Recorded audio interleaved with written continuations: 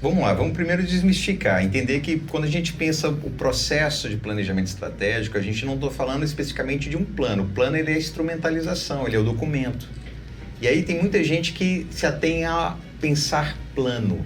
A gente precisa pensar o processo de construção estratégico da organização. Eu sou apaixonado por esse tema. A gente ficaria aqui o dia todo falando de planejamento estratégico, né, professor Anderson? E como o Elcio falou, o planejamento estratégico é para todo mundo. Em qualquer área, qualquer empresa, né? E hoje você ter a persona do guardião da cultura do planejamento estratégico é muito importante. Então, eu quero trazer um pouco da Bíblia, eu sempre costumo trazer e fazer essas analogias. O maior planejador, o maior estrategista do mundo é Deus. E um dos exemplos que eu trago aqui para a gente discutir, professor Anderson, é que quando ele foi fazer a arca de Noé, ele chama Noé, que não era habituado a fazer aquilo, né? Mas era um homem reto e íntegro, e ele dá todo o quê? Planejamento para Noé, todas as dimensões, todos os tamanhos, todas as ordens, como que era para Noé construir aquela grande arca, e Noé vai lá, pega todas aquelas dimensões, constrói aquela arca. Então, a Gallup afirma que 85% das pessoas no mundo não estão engajadas no trabalho. Como alguém consegue executar um plano com um time que não acredita, né, e nem entende no que está fazendo? Então, assim, você acabou de falar que planejamento estratégico tem que estar com o time conectado e o time que está ali na estrutura tem que fazer parte desse processo. fala, manos! Bem-vindos ao 4º episódio do Mano Podcast. Hoje vamos falar sobre um tema que faz muita empresa sofrer: planejamento estratégico. E a grande pergunta: por que 80% dos planos fracassam? Não é isso? É isso aí. Gente, olha, segundo pesquisas de Harvard, 90% desses planejamentos estratégicos não são executados. E na maioria das empresas, apenas 10% desses colaboradores entendem sobre o processo de planejamento estratégico. Por isso, a gente trouxe aqui o professor Anderson Miranda. Vou ler o currículo do Anderson para vocês entenderem que ele é autoridade no assunto e vai falar muito sobre planejamento estratégico e outros assuntos super interessantes neste episódio. O professor Anderson, ele é PhD em gestão pelo ISQT Business School, mestre pela FGV, que é um MBA internacional, professor associado da Universidade Federal do Maranhão e pesquisador referência na área. Então, com vocês, professor Anderson Miranda, seja muito bem-vindo, tá? A palavra está com você.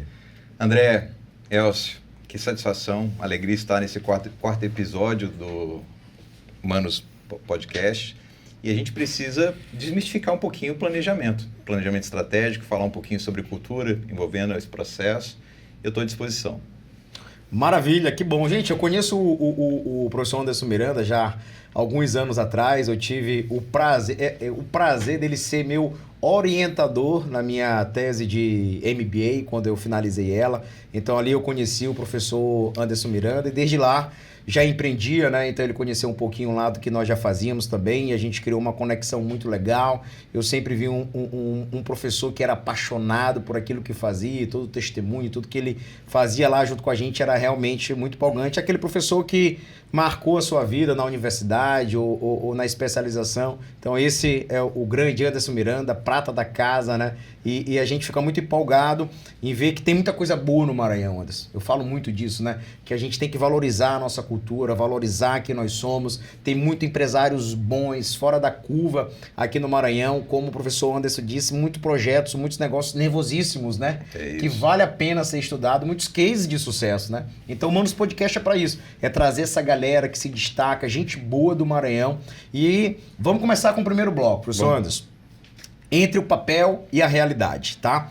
Tem um livro que eu gosto muito dele e indico para todos vocês, Pense e Enriqueça, tá? É um livro muito básico, eu acredito que todo mundo deveria já ter lido esse livro. E um objetivo sem um plano é apenas um desejo, né? É uma frase desse livro, mas na prática, mesmo com plano, a maioria não sobrevive, Anderson. Na sua visão, qual é o primeiro motivo real de um planejamento morrer tão rápido, tão precocemente, professor? Vamos lá, vamos primeiro desmistificar, entender que quando a gente pensa o processo de planejamento estratégico, a gente não está falando especificamente de um plano. O plano ele é a instrumentalização, ele é o documento. E aí tem muita gente que se atém a pensar plano. A gente precisa pensar o processo de construção estratégico da organização.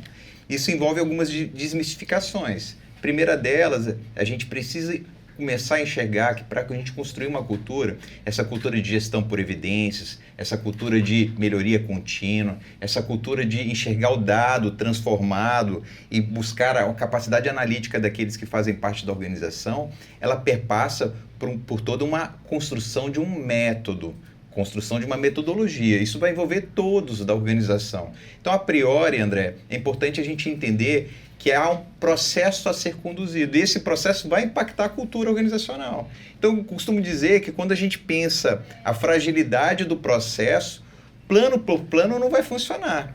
Então, a gente precisa desmistificar a ideia de que planejar estrategicamente uma organização é você construir um documento, é você instrumentalizá-lo apenas. Isso não vai regimentar a sustentabilidade. Para a gente sair do pacto de mediocridade, a gente precisa construir algo de fato que legitime essa transformação e essa condução nas organizações. E isso vai envolver a construção de um processo. Ótimo. Aproveitando esse gancho dessa resposta, Anderson, antes do meu irmão fazer a próxima pergunta, e a gente quer trazer isso para a prática, né? A gente quer bater um bate-papo leve, trazer para a prática. Talvez muitos nem tenham ouvido falar ainda sobre planejamento estratégico. Muitos já são empresários há muitos anos, têm empresas muito antigas, né? E às vezes a pessoa está escutando a primeira vez, rapaz, nunca fiz planejamento estratégico, nem sei o que é um planejamento estratégico, né? Então a nossa ideia é trazer para esse episódio de hoje justamente isso. E a pergunta é, professor Anderson, planejamento estratégico é para toda empresa, é para todo negócio, é para tudo na vida? Onde é que eu uso o planejamento estratégico? O planejamento estratégico ele é vital com qualquer aplicação. O planejamento estratégico para a organização é você entender do ponto de vista ideológico aquilo que você quer estabelecer diante de uma realidade futura desejada. Mas para isso você precisa entender o atual cenário. Entendendo o atual cenário, entendendo a realidade futura desejada, você vai construir os passos para almejar essa nova configuração. Então eu brinco que o processo de planejamento estratégico é um processo configuracional, onde você vai saber conduzir a sua organização diante daquilo que você almeja enquanto líder. Isso vale para a vida, André. Boa. Se a gente pensar na nossa vida, nós precisamos traçar alguns caminhos. Quem não traça os caminhos fica refém dos caminhos de outros, eu costumo dizer. É verdade. E aí tem uma parte muito importante, que é a parte do monitoramento. Não basta só planejar. Eu tenho que executar em conformidade com esse futuro desejado. Então, eu tenho que regir por conta de uma disciplina. E essa disciplina, ela vai envolver monitorar. O monitoramento por meio de métricas específicas, usando alguns indicadores, algumas metas, que eu costumo brincar que a meta, ela é nada mais do que o desejo legitimado. É você colocar uma baliza para os caminhos que você deseja alcançar. Então, pessoas no dia a dia da sua vida pessoal podem estabelecer metas, até fazendo uma pequena analogia, André e Elcio. A gente tem aqui em São Luís uma academia de natação, acredito que todos conhecem, eu acho que ela é bem conhecida na cidade, e a gente tem um líder nessa academia de natação. E o engraçado que ela não é uma academia que ela tenha a melhor infraestrutura diante de outras academias no Brasil. É uma academia de natação bem, do ponto de vista da estrutura, bem aquém.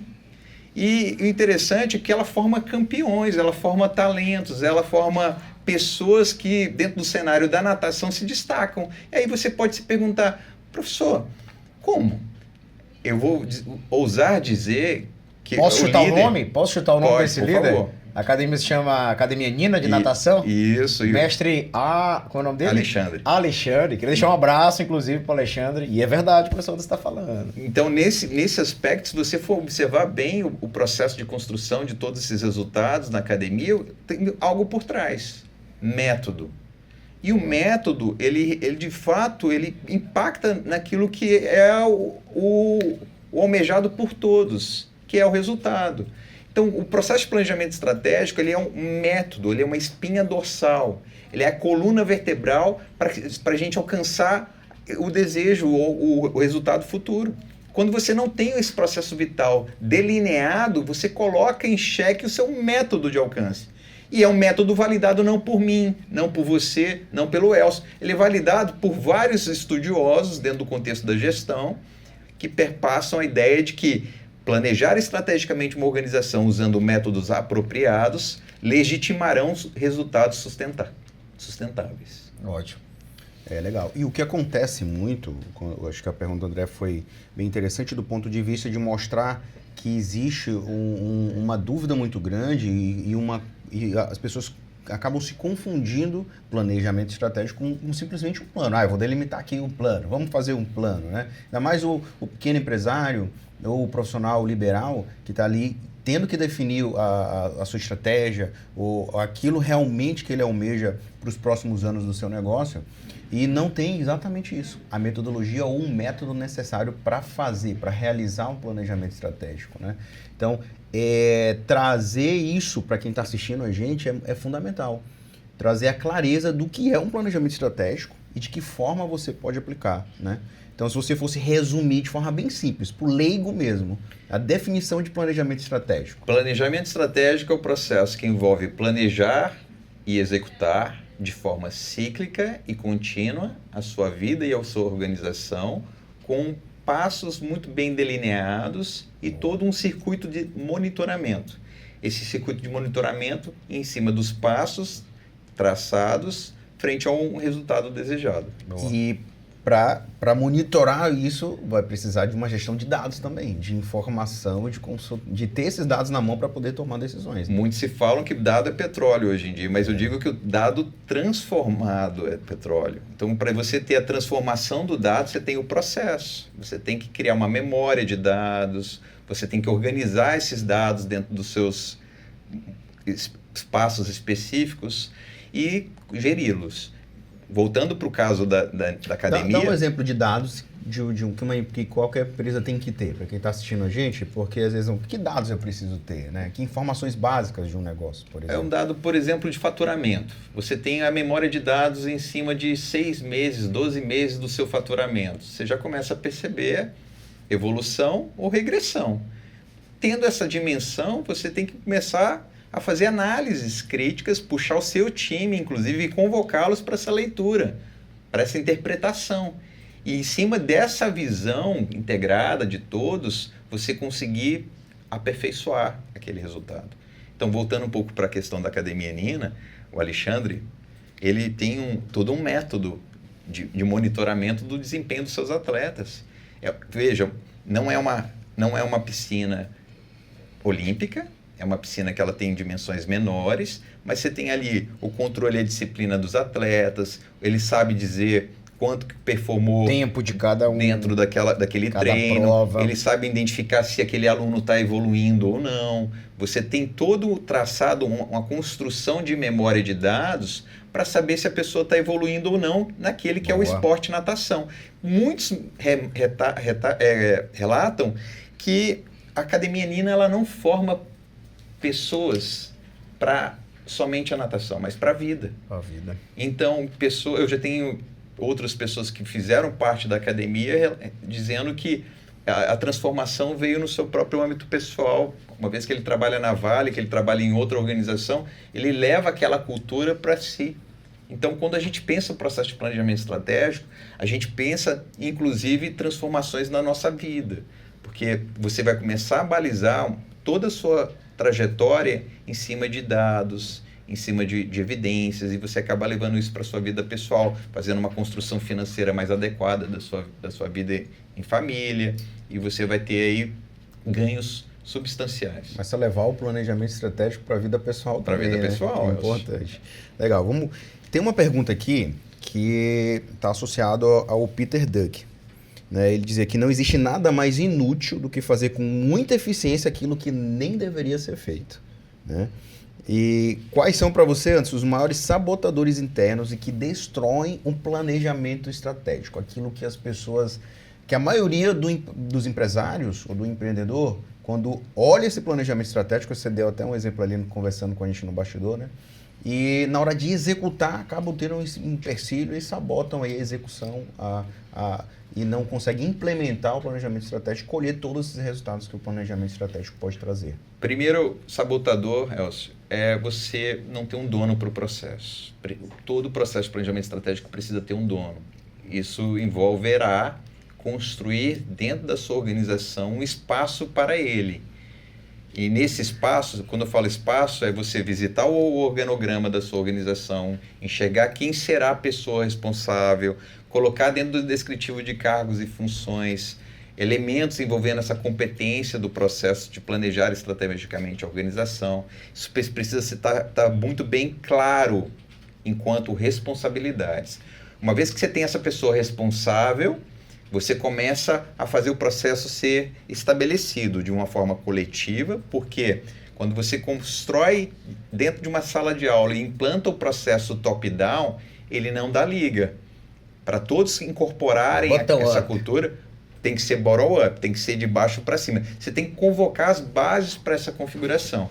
E aí eu costumo brincar, dentro das metodologias de implantação de planejamento estratégico, de você criar algumas células colaborativas. Por exemplo, você criar um grupo de trabalho, você criar um comitê para justamente trabalhar nessa construção junto com você. Não é um processo a ser fechado em gabinete, é um processo a ser aberto a toda a organização.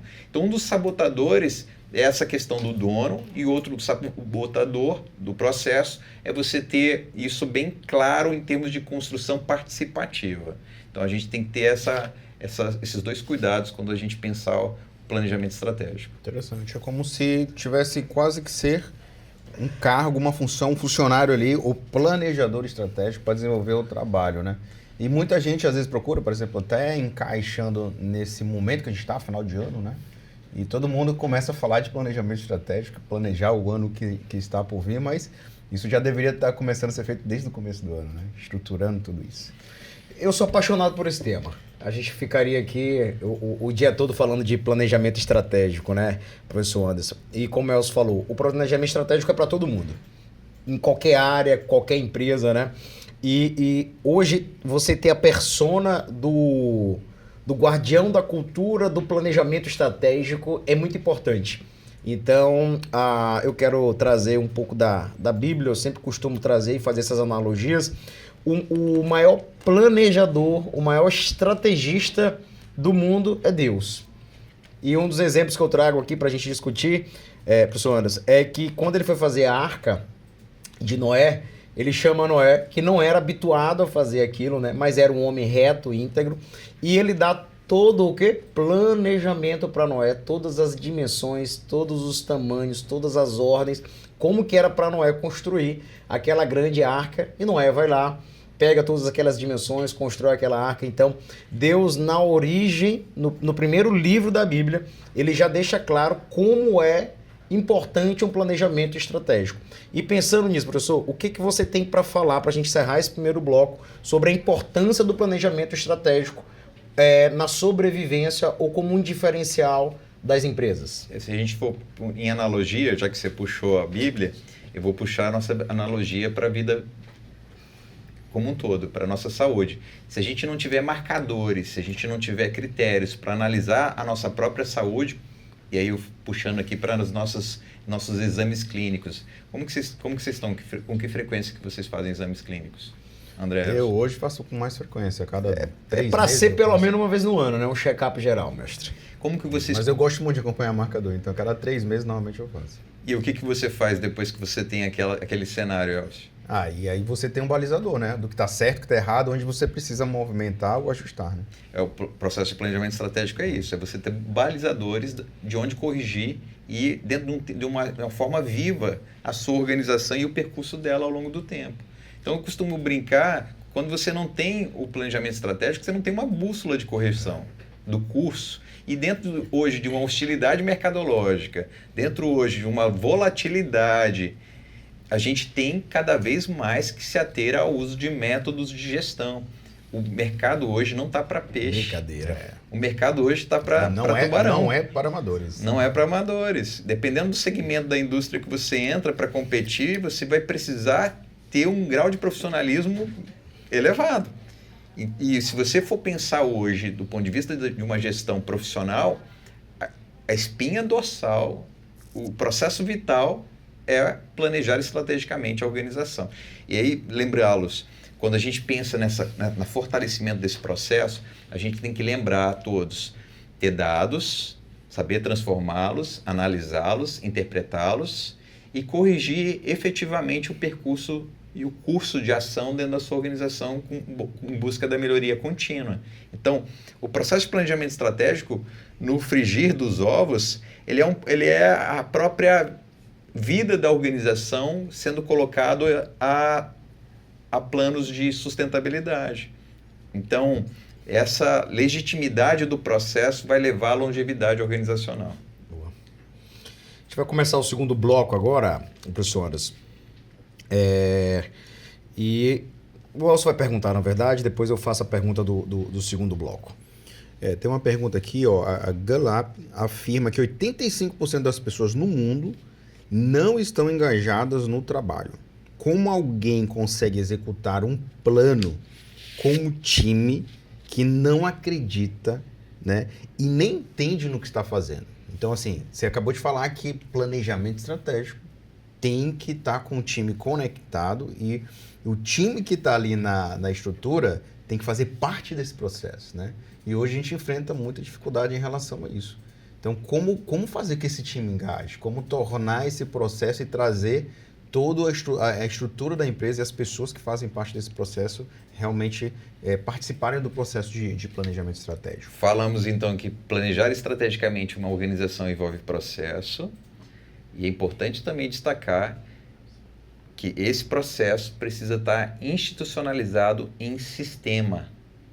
Por que em sistema? Porque quando há planilhas soltas, primeiro aí a questão envolvendo a manipulação dos dados... O sistema que você fala é um programa. É um software programa específico para dar o input dos dados. Isso, Elcio. A gente precisa de um sistema que conduz, um software que conduz o processo. Se você deixar solto isso em planilhas, se você deixar solto isso em caderno, você não vai ter, de uma forma muito clara, o desenho de toda essa arquitetura para as pessoas envolvidas. E você não vai ter a clareza de quais etapas serão seguidas. Com o sistema, você tem tudo isso. Você vai ter toda a parte de indicadores cadastrados, você vai ter todas as metas parametrizadas, você vai ter os planos de ação estabelecidos dentro de um único ambiente, você vai ter as agendas de reunião de resultados dentro de um único ambiente.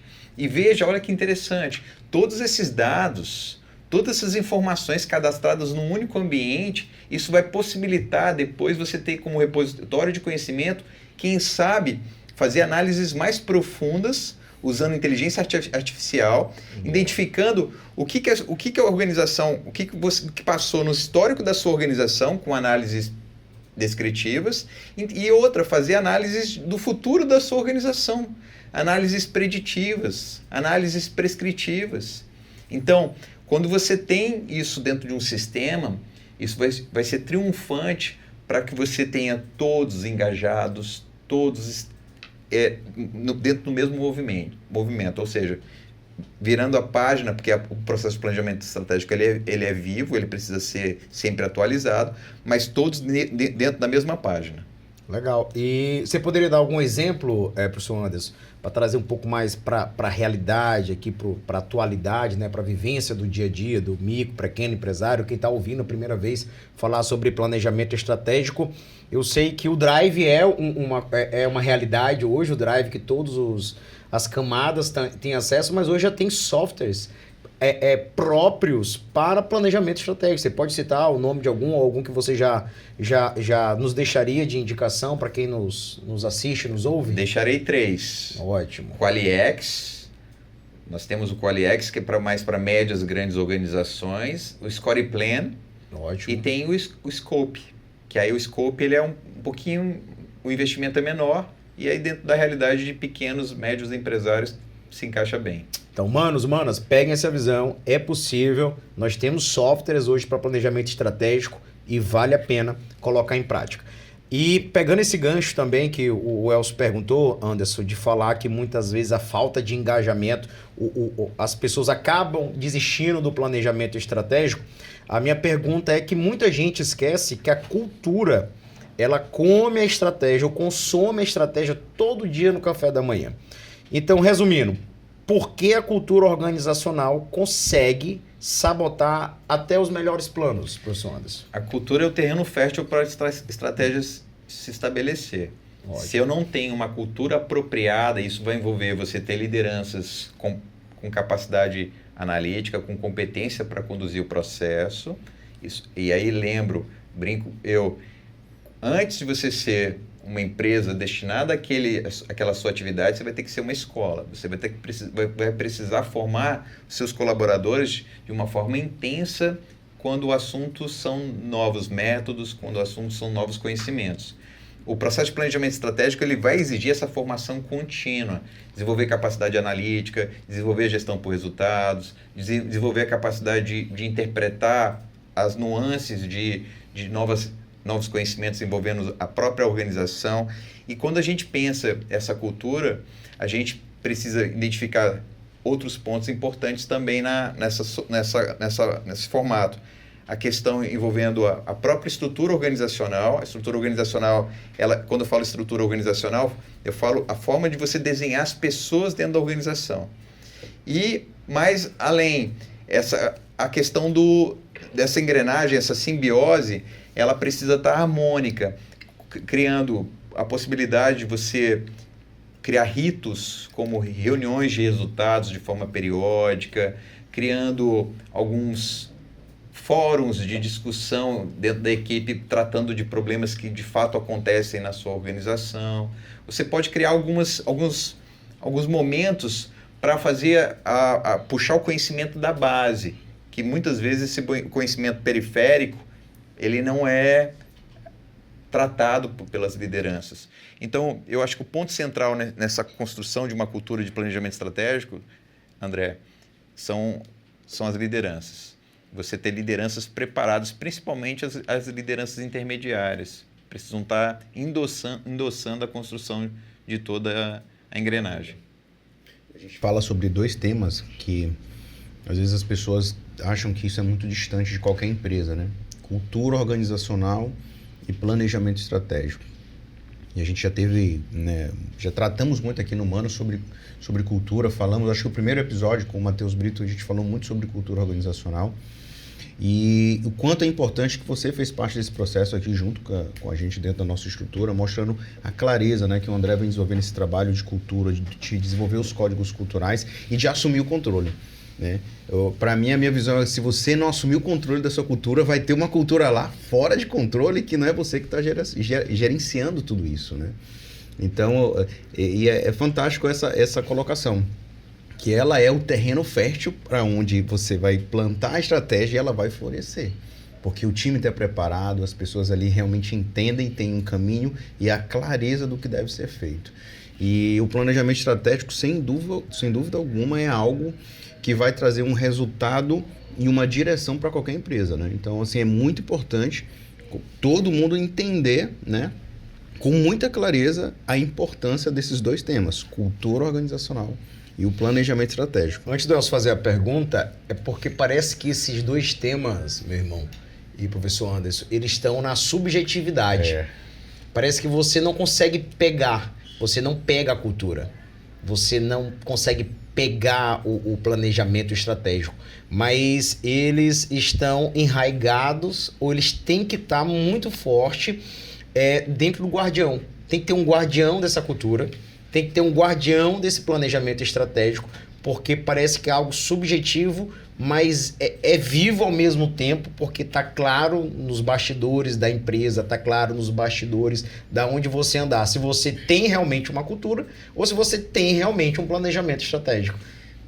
Existe uma dicotomia muito importante para qualquer empreendedor, é a dicotomia do gestor e do líder. A parte mais racional precisa estar casado com a parte humana. Então, quando a gente fala em estratégia e cultura, Os dois andam juntos. Mas se a gente for pensar, a cultura está aqui embaixo. Ela regimenta o resultado, a parte lógica, a parte racional.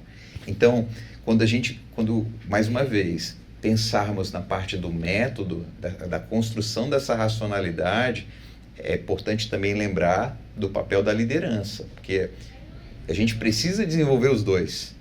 Gestão e liderança caminham juntos. E esse uso de um método, esse uso da racionalidade, esse uso da construção de metas parametrizadas, dessa racionalidade, ela não se dá sem a liderança, sem o relacionamento, sem os valores, sem o entrelaço. E o interessante, porque nessa formação a gente tem vários tipos de realidade. Eu já entrei em pequenas organizações que o processo de planejamento estratégico demorou 6 meses para ser legitimado. Eu já entrei em outras organizações que o processo ele precisou ter 2, 3 anos para a cultura ser estabelecida. Então não há uma forma, não há uma matemática clara quando o assunto é formação de uma cultura de planejamento estratégico. O que a gente percebe é que quanto mais houver endosso das lideranças nessa construção, o processo mais tende a se tornar enraizado. Maravilha. E assim, é muito importante, e eu acho que uma das chaves aqui tem que ter alguém à frente desse processo dentro do sistema, dentro da estrutura, né? Então, para quem está assistindo aqui esse episódio, a gente já vivenciou isso aqui, desenvolvendo planejamento estratégico, e o quanto que isso é importante, né? Designar uma pessoa específica para estar monitorando esse planejamento estratégico e estar executando esse processo. E a pergunta que pode ser um desses problemas, mas qual é o principal sinal amarelo, aquele que acende ali um alerta para mostrar que aquele processo não vai acontecer ou que não vai ser dado sequência, né? Na sua visão, na sua rotina que você vê, qual o principal problema, onde tem a falha nesse processo de planejamento estratégico? Eu penso que o principal problema envolve a questão da construção do monitoramento. E esse monitoramento, ele precisa ter uma clareza de que a parte racional precisa estar acima da parte emocional. Então, no sentido dos desafios diários que toda organização, todo empreendedor passa, a gente tem que enfrentar os problemas. Enfrentar os problemas é enxergar a realidade da organização, e aí, Elcio, o que muita gente às vezes não consegue, André, é fazer a leitura dessa realidade. Não sabe analisar uma DRE, não sabe analisar um fluxo de caixa, não sabe ter a compreensão de indicadores mínimos para a vitalidade do negócio. Que todo empresário deveria saber. Né? E todo empresário deveria saber. Mesmo aqueles que não foram preparados, mas uma vez disponíveis e curiosos, vão estar. Quando a gente está aqui tratando do processo de planejamento estratégico, a gente quer deixar bem claro que dá para acontecer em qualquer realidade organizacional. Sim.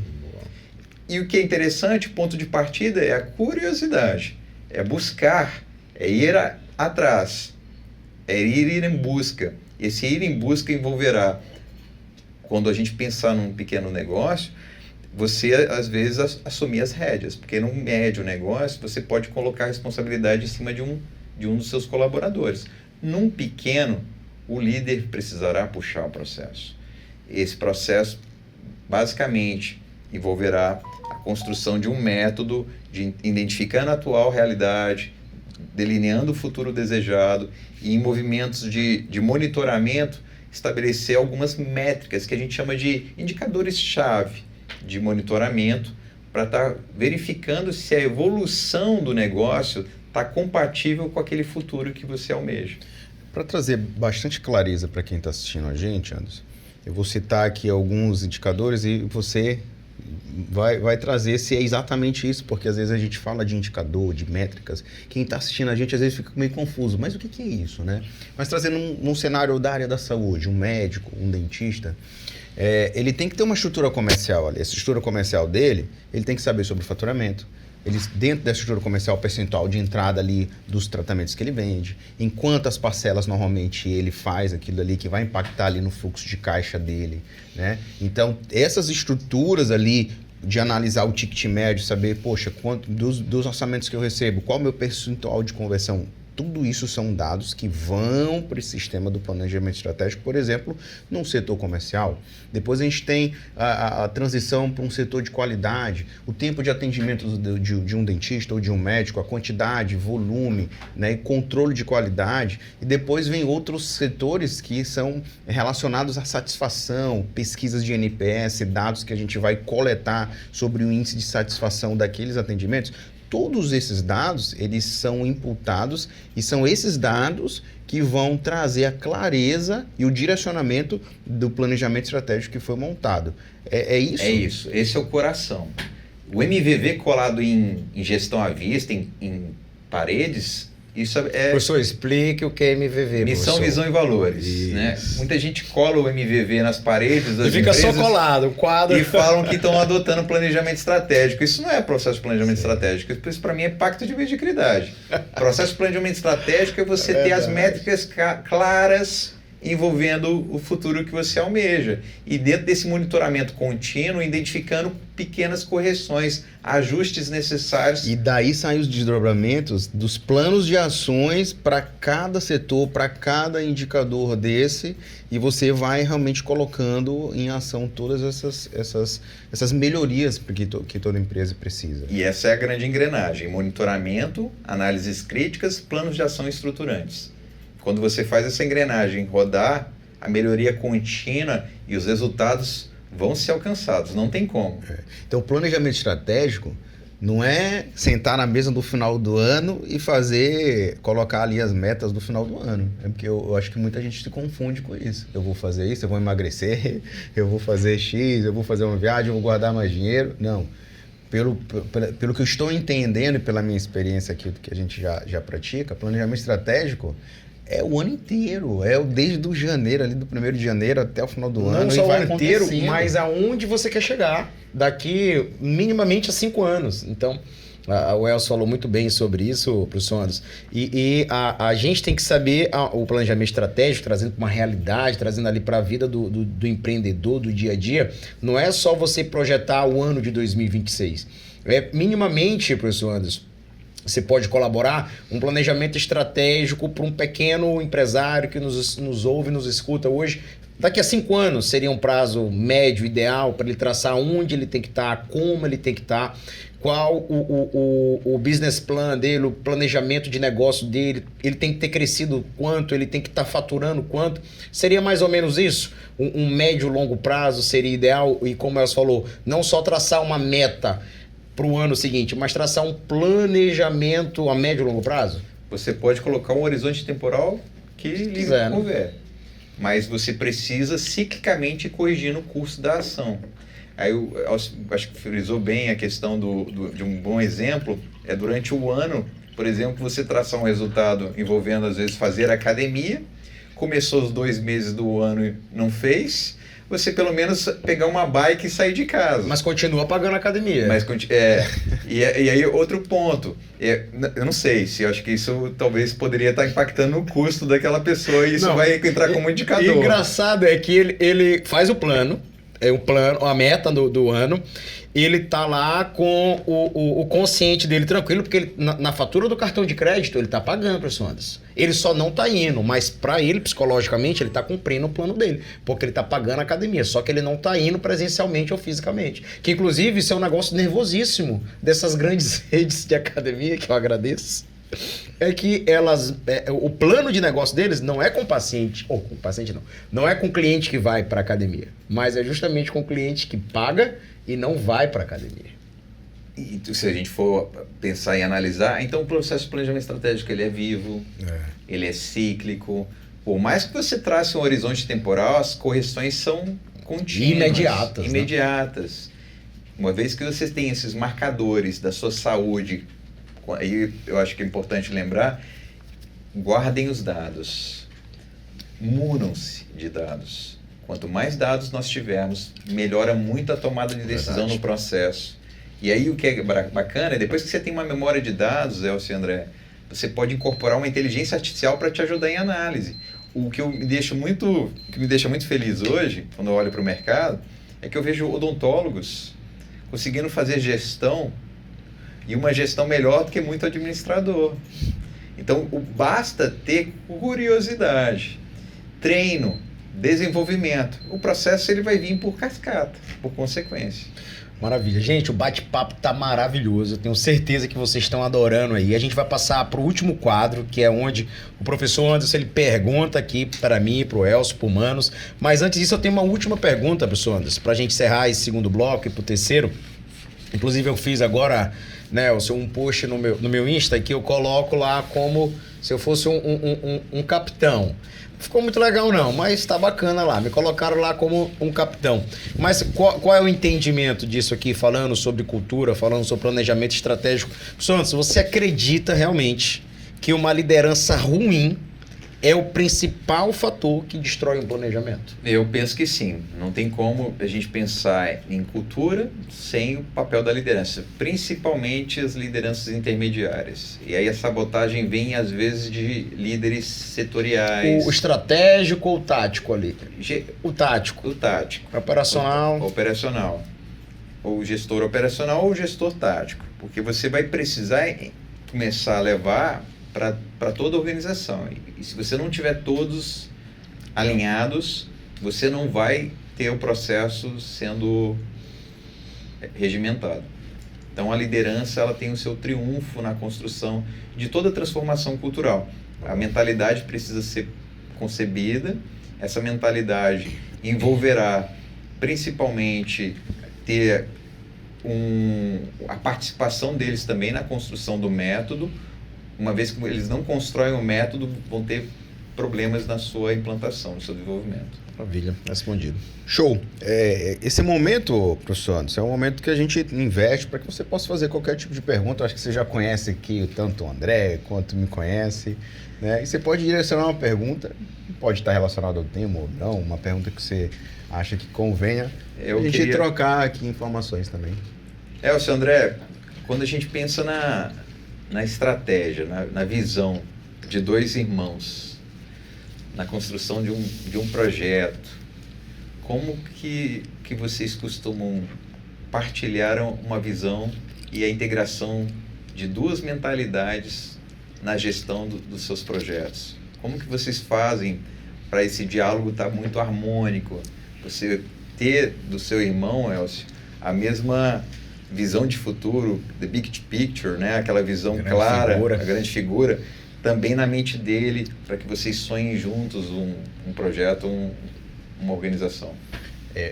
A minha resposta para isso, primeiro se não tem um alinhamento entre duas pessoas, que no meu caso é o meu irmão, que a gente está junto aqui nessa jornada, de princípios, não tem como você desenvolver nada junto. Então, acho que o grande alinhamento que a gente tem são os nossos princípios. Os nossos princípios são próximos, são iguais, são os mesmos, né? Lógico que a gente diverge em muitas coisas e isso é natural em qualquer situação.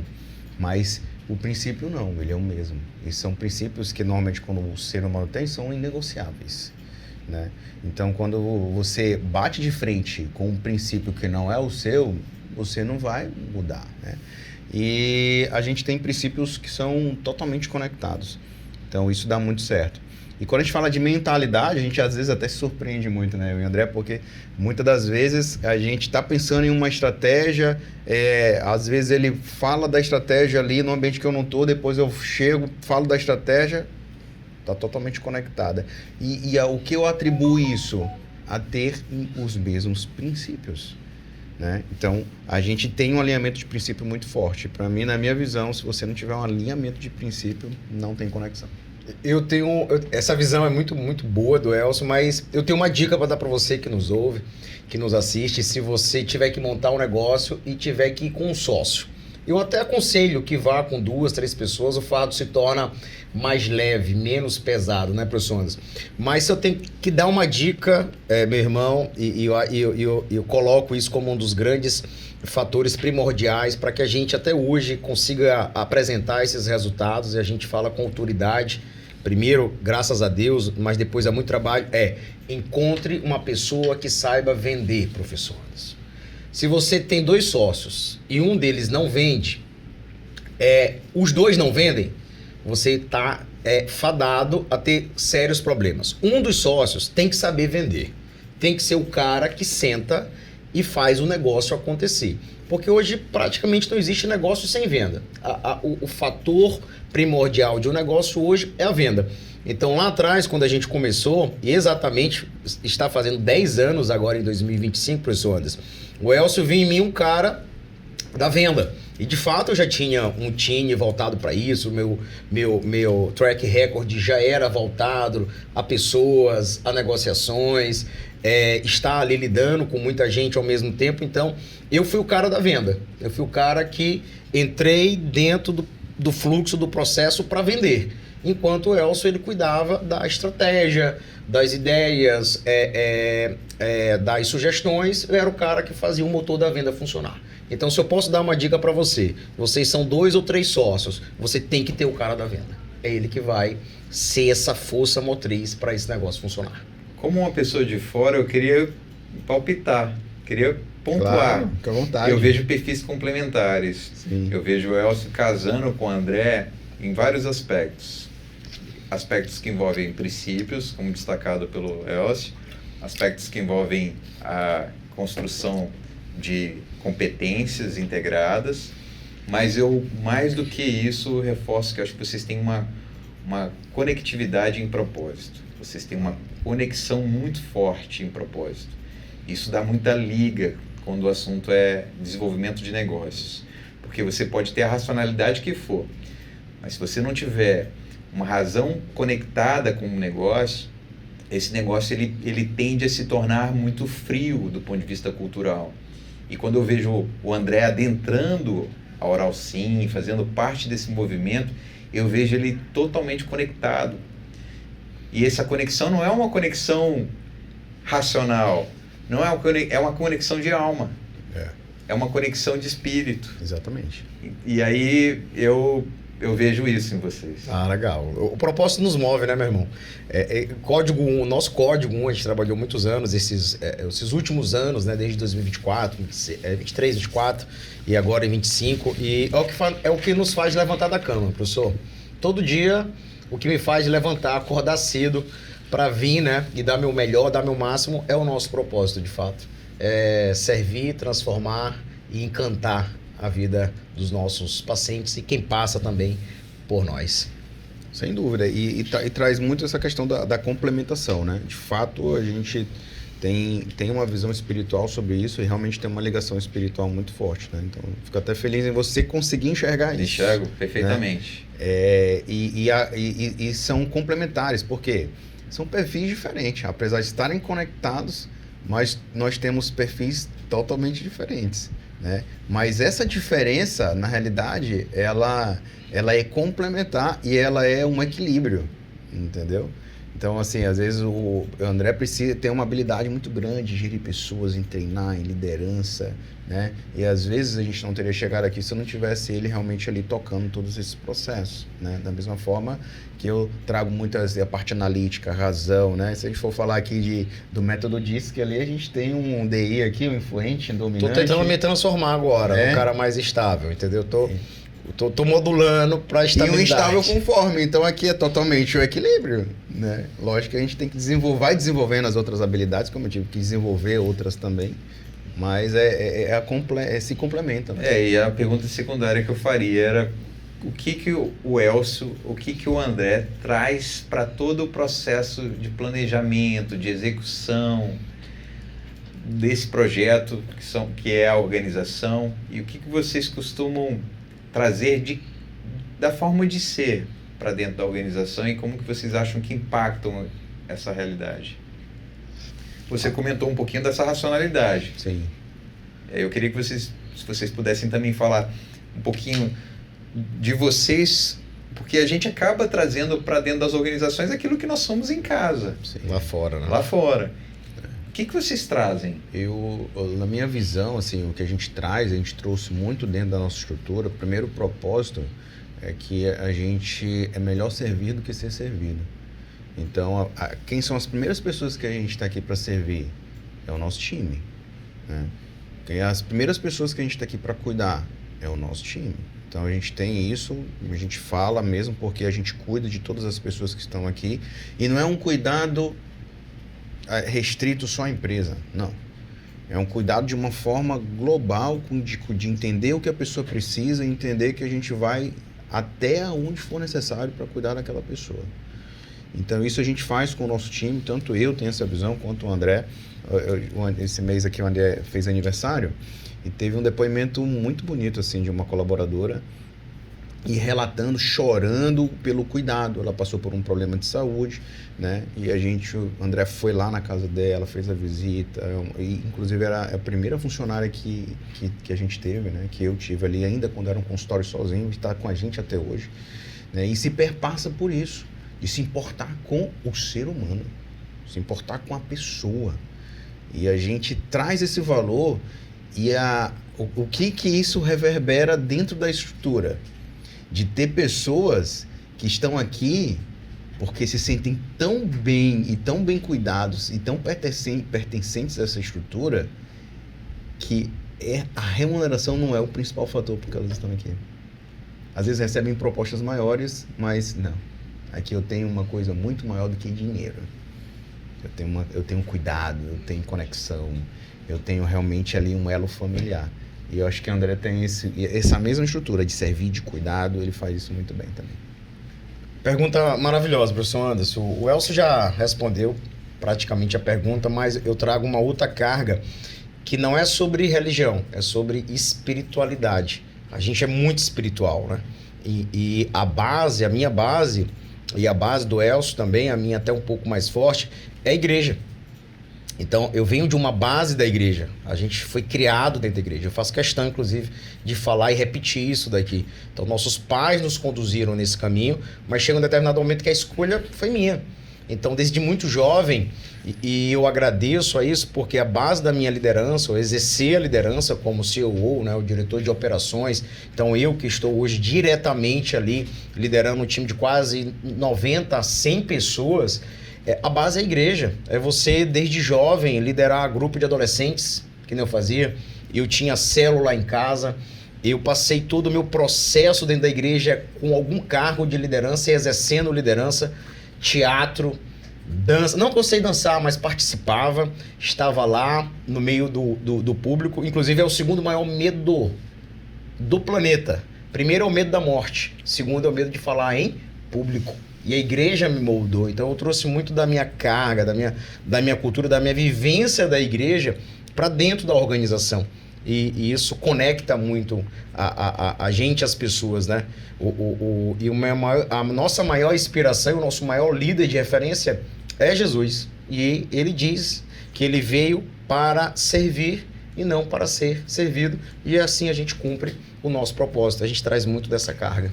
É um propósito bem nobre. Eu não penso propósito maior do que o servir. E eu queria só deixar registrado que é perceptível essa cultura estabelecida por vocês, essa engrenagem amplamente construída pelos irmãos.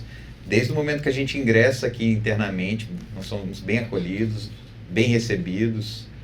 Andrei faz uns bastidores um bastidor maravilhoso no sentido do acolhimento, né? Todo o suporte de todo o time é a cara de vocês nesse movimento. Maravilha. Então, gente, queria agradecer muito aqui as palavras finais agora. Professor Anderson, muito obrigado.